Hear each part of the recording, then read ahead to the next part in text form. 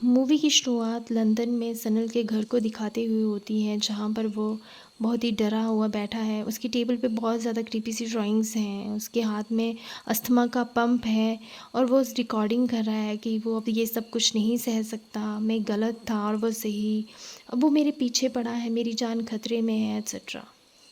एक डरावना साया उसका लगातार पीछा कर रहा था और वो डरते हुए घर से बाहर निकलता है और गाड़ी में बैठकर भागने लगता है, लेकिन वो उसकी गाड़ी के ऊपर आ जाता है।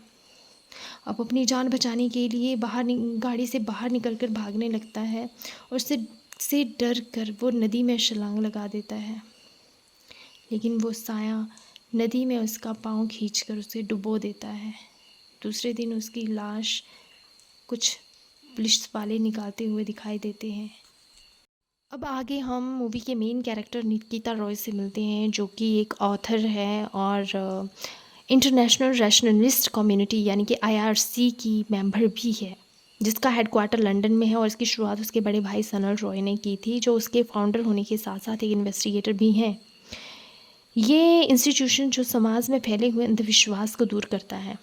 आज निकिता रॉय अपनी book superstitions in the modern age की लॉन्च पे हैं और वहाँ पर वो कहती हैं कि इसने जो भी आईआरसी से जो सीखा है वो इस बुक की फाउंडेशन है, और वो आज जो भी है वो इसका सारा क्रेडिट अपने बड़े भाई को देती हैं।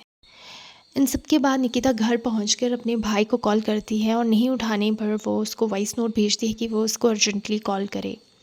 थोड़ी देर बाद निकिता को उसकी फ्रेंड टीना की कॉल आती है, जो उसके भाई की डेथ की न्यूज़ उसे देती है, जिससे कि निकिता बहुत ज़्यादा टूट जाती है और लंदन की फ़्लाइट लेकर वो सीधे अपने भाई के फ्यूनरल में पहुंच जाती हैं।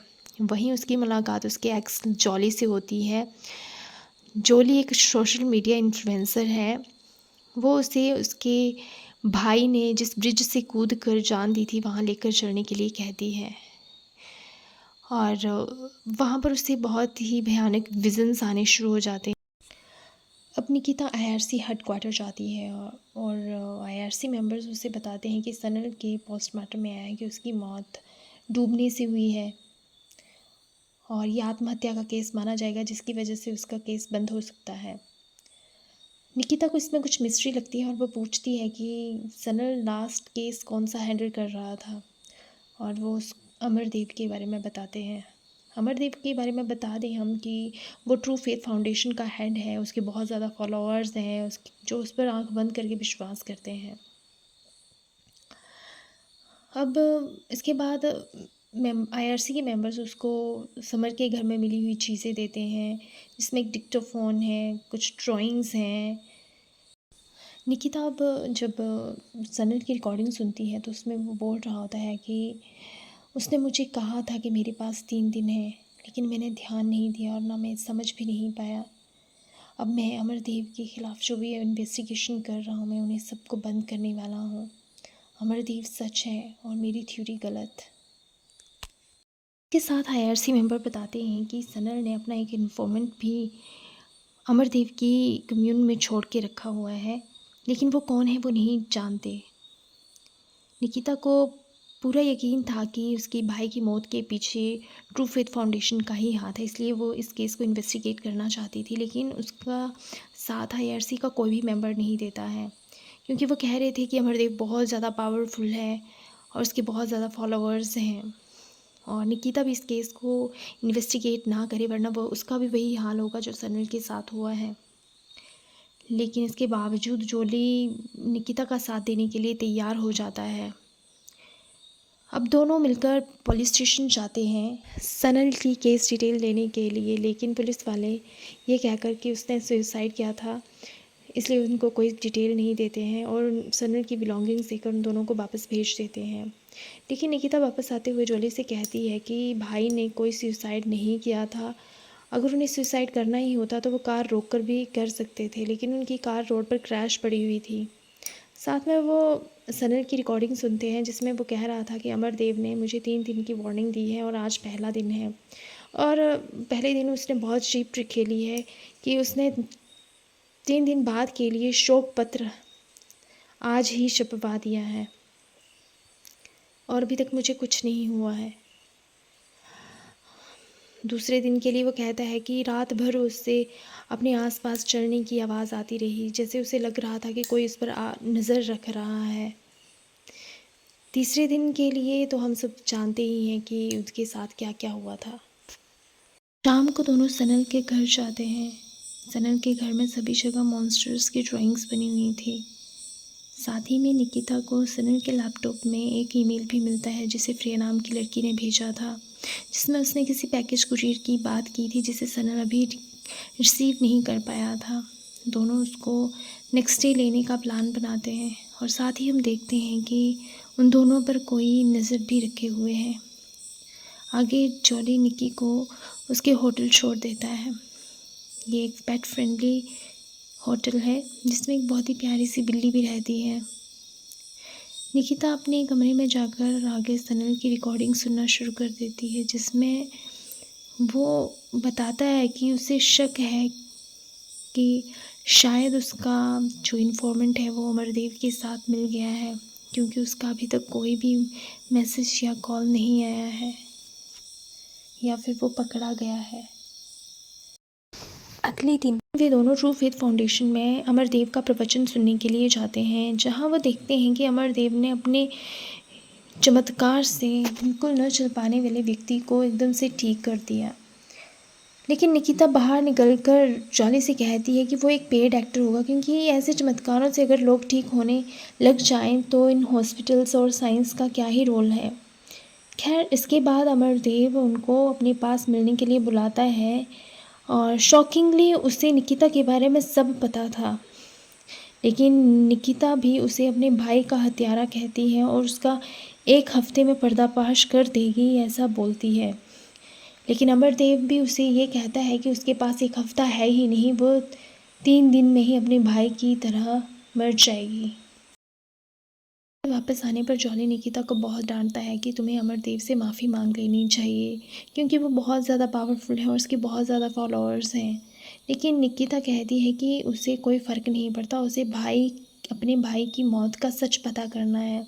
खैर, इसके बाद वो दोनों पार्सल लेने के लिए जाते हैं, जिसमें उन्हें बहुत ही पुरानी बुक रिसीव होती है, जिसमें बहुत ज़्यादा डरावनी ड्राइंग्स बनी हुई होती हैं जो उन्हें समझ नहीं आती।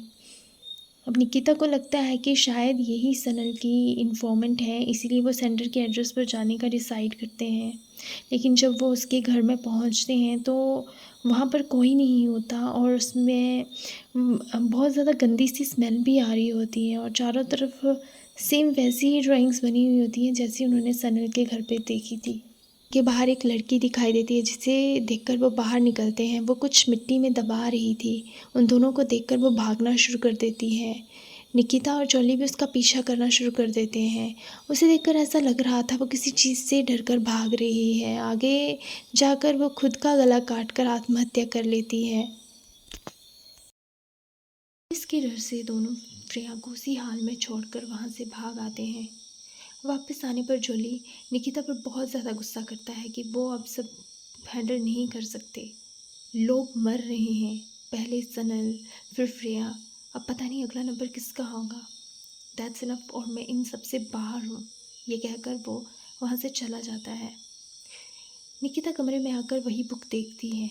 उसे उसमें एक छुपा हुआ मेमोरी कार्ड मिलता है जिसमें फ्रेया ने आश्रम के अंदर की रिकॉर्डिंग्स की हुई थी।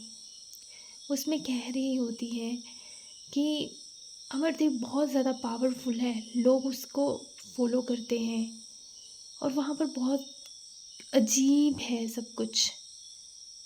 वो बुक भी दिखाती है जिसमें अमरदेव के सारे सीक्रेट्स हैं और जिसे वो फॉलो भी करता है। तभी निकिता के दरवाज़े पर कोई दस्तक देता है, लेकिन बाहर देखने पर उसे कोई नहीं दिखता। वो जॉली को वॉइस नोट भेजती है कि वो फ्रेया के घर जा रही है। निकिता फ्रेया के घर में वहीं खोदती है जहाँ उसने फ्रेया को कुछ दबाते हुए देखा था। वहाँ उसे एक हरे रंग का लिक्विड मिलता है जो उसने फ्रेया की रिकॉर्डिंग्स में देखा था। वहीं उसे एक मॉन्स्टर दिखाई देता है जो फ्रेया की लाश को खा रहा था। वो उससे डरकर भागती है और जॉली से टकरा जाती है। वो उसका वॉइस नोट सुनकर वहाँ आया था। जॉली उसे होटल में छोड़ देता है। निकिता बहुत ज़्यादा डरी हुई थी, इसीलिए वो जॉली को आज रात वहीं रुकने के लिए कहती है। दूसरे दिन निकिता आईआरसी में उस ग्रीन लिक्विड को लेकर जाती है क्योंकि उसे शक था कि अमरदेव शायद इसी से सबको कंट्रोल करता है, लेकिन वो ये सब प्रूव नहीं कर पा रही होती। सब उसे इन्वेस्टिगेशन बंद करने की सलाह दे रहे होते हैं। तभी पुलिस वहाँ आ जाती है क्योंकि उन्हें फ्रेया की बॉडी जंगल में मिली थी और वहाँ के लोकल्स ने निकिता और जोली को वहाँ देखा था।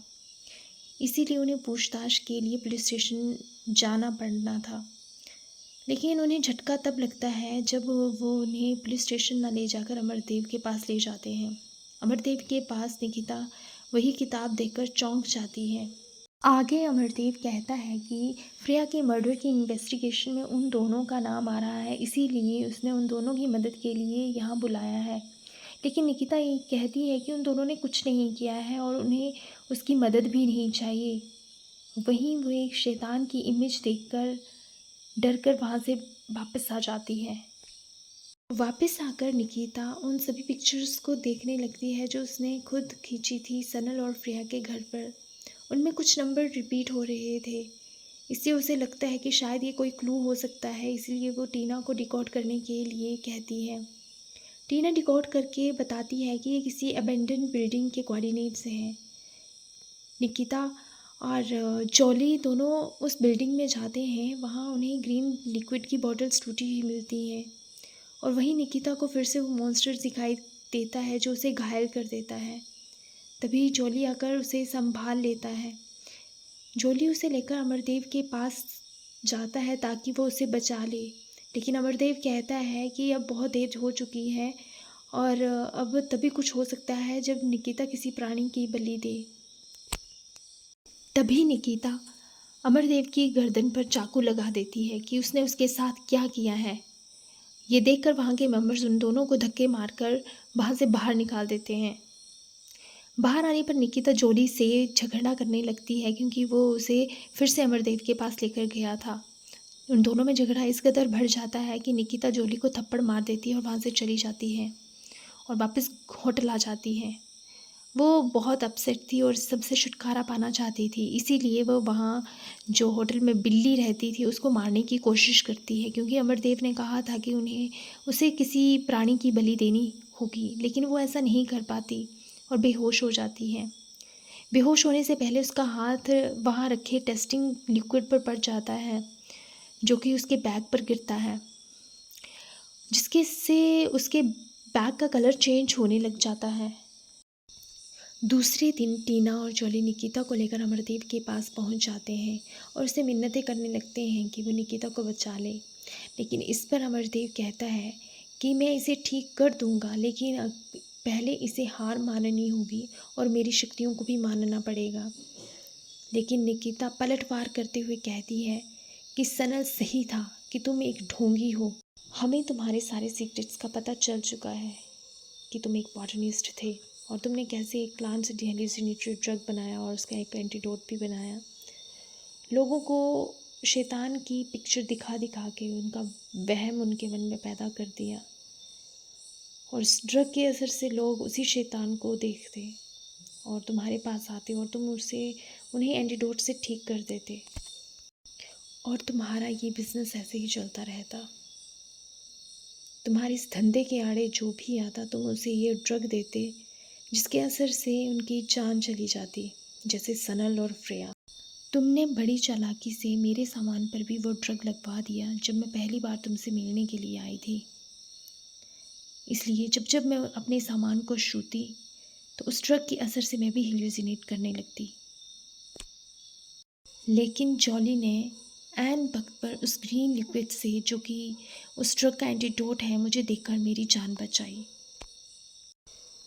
अब अमरदेव सब कुछ कबूल कर लेता है और वह कहता है कि हाँ, उसी ने ही सनल के अस्थमा के पंप में ड्रग मिलाया था, जिससे कि वह जब जब इनहेल करता तब तब उस पर ड्रग का असर बढ़ता जाता। और वो कहता है कि फ्रेया के बारे में तो उसे शुरू से ही पता था कि वो सनल की जासूस हैं और वो उस बुक के पीछे ही यहाँ आई है, इसीलिए वो हमने खुद ही उसके सामने रख दी। लेकिन उसमें भी ड्रग लगा था, इसीलिए वो जब जब उस बुक को छूती उस पर ड्रग का असर बढ़ता जाता। लेकिन इसका कुछ फ़ायदा नहीं है अब, क्योंकि तुम कुछ भी साबित नहीं कर सकती। तभी चोली कहता है कि उन्हें किसी को कुछ साबित भी नहीं करना है, क्योंकि वो सब कुछ लाइव रिकॉर्ड कर रहा था। ये सब कुछ देखकर अमरदेव के फॉलोअर्स उसे मारने के लिए कमरे में आ घुसते हैं। दूसरी ओर उसकी अमरदेव की लैब में भी पुलिस छापा मारती है और अमरदेव को पकड़ लेती है। और यही होता है मूवी का एंड। अगर आपको मेरी एक्सप्लेनेशन थोड़ी भी अच्छी लगी हो तो प्लीज़ लाइक शेयर सब्सक्राइब ज़रूर करें। धन्यवाद।